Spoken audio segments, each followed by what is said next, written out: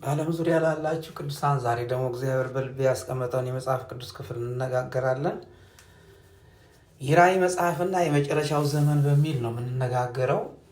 የራእይ መጽሐፍ በኢየሱስ ክርስቶስ ዳግም መመለስ ላይ እና አሁን ባለው የዓለም ስርዓት ፍጻሜ የተጠናቀቁትን ተከታታይ የምጽአት ክንውኖችን በዝርዝር የሚገልጽ መጽሐፍ ነው።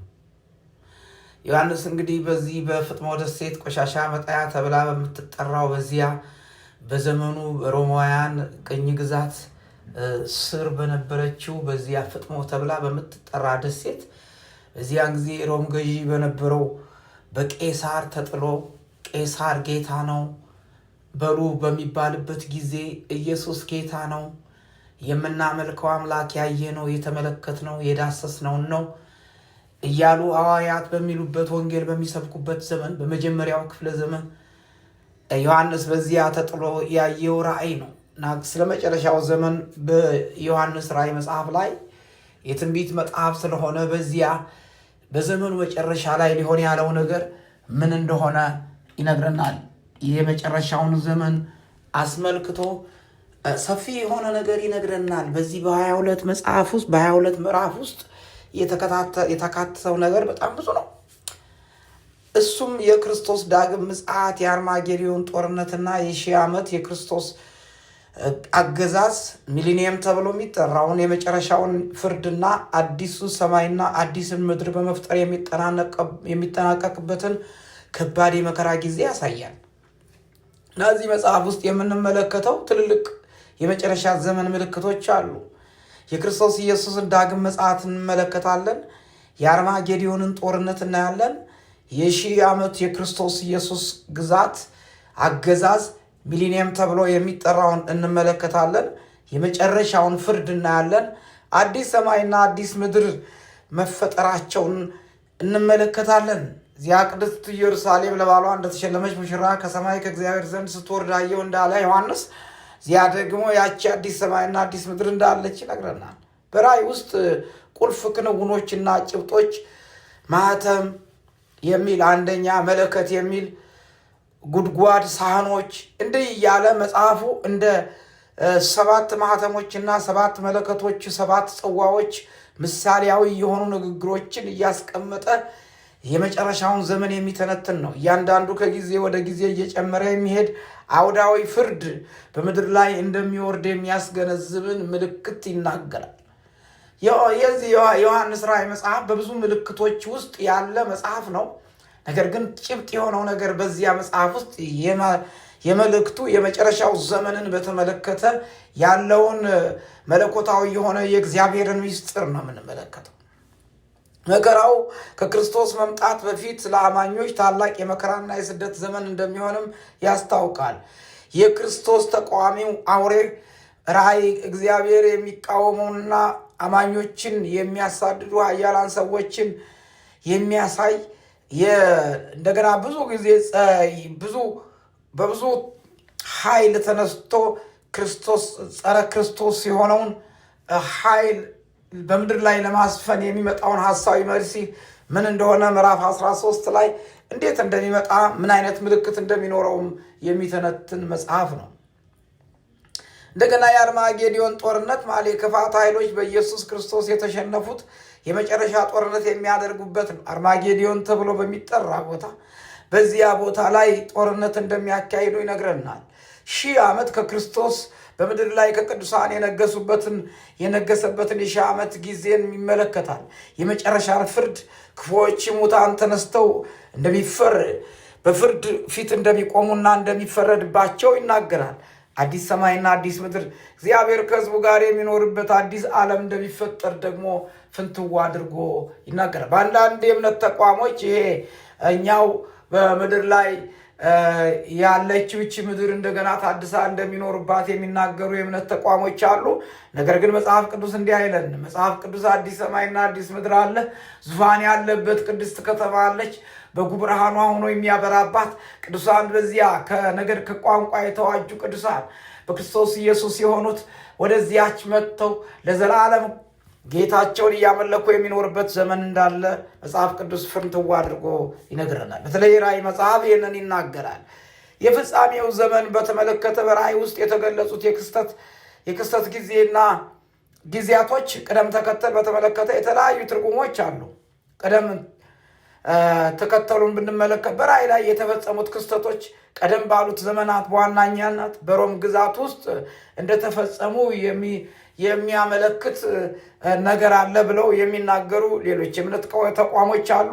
ነገር ግን ዘመኑ በዚያን ዘመን ጌታችን ኢየሱስ ክርስቶስ ለዮሐንስ የገለጠለት ይሄ መለኮታዊ ምስጢር ግን አሁን ሊመጣ ያለ ዘመን የዘመን መጨረሻ እንደሆነ ያሳየናል። ታሪካዊ እውነቱን ስንመለከት የራእይ ክስተት የቤተ ክርስቲያን የዘመናትን ታሪክ ምሳሌያዊ መግለጫ አድርገው የሚመለከት ነው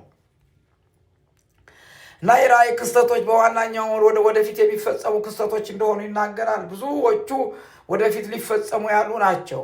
ራእይን በትክክለኛ የክስተት ቅደም ተከተል ይልቅ በመልካምና በክፉ መካከል ያለውን ቀጣይነትን ያለውን ትግል ምሳሌያዊ መግለጫ አድርጎ የሚተረጉም መጽሐፍ ነው። የመጨረሻውን ዘመን ምልክቶች ሲናገር መጽሐፍ ቅዱስ የፍጻሜው ዘመን ምልክቶች ዝርዝር በግልጽ ባያቀርብም እያንዳንዱ የተለመዱ ምልክቶችን የሚያካትት እንደሆነ ይናገራል። አሁን በራእይ መጽሐፍ ውስጥ ያለውን የሃይማኖትን መታለል፣ የሥነ ምግባርን ውድቀት፣ የጦርነት ወሬዎች፣ ረሃብ፣ ቸነፈር፣ የተፈጥሮ አደጋዎችን አሁን የምንመለከታቸውን በሙሉ በዚያ መጽሐፍ ውስጥ ዘርዝሮ ያስቀምጣል። የምዕመናን ስደት፣ የክርስቶስ ኢየሱስ ተከታዮች ስደትን ስንመለከት በዚህ ባለንበት ዘመን ብዙዎች ክርስቲያኖች ስለ ክርስቶስ ኢየሱስ እየተሰደዱ ያሉበት ዘመን ነው። የራእይ መጽሐፍ ደግሞ ሊመጣ ያለውን ነገር ይናገራል። ይህም አንዱ ምልክት ነው። ለዓለም ፍጻሜ ትክክለኛ ጊዜ ሰሌዳ የሚያሳይ እንደሆነ ይናገራል። እንደዚህ ያለ የመከራ ጊዜ እግዚአብሔርን እየመሰሉ ሊኖሩ የሚወዱ ሁሉ ይሰደዳሉ ተብሎ እንደተጻፈ፣ አሁን ግን በተግባር በስደት ላይ ስለ ወንጌል መከራቸውን የሚያዩ ብዙ ክርስቲያኖች በዓለም ዙሪያ እንደተበተኑ የእግዚአብሔር ቃል እውን አድርጎ ይነግረናል።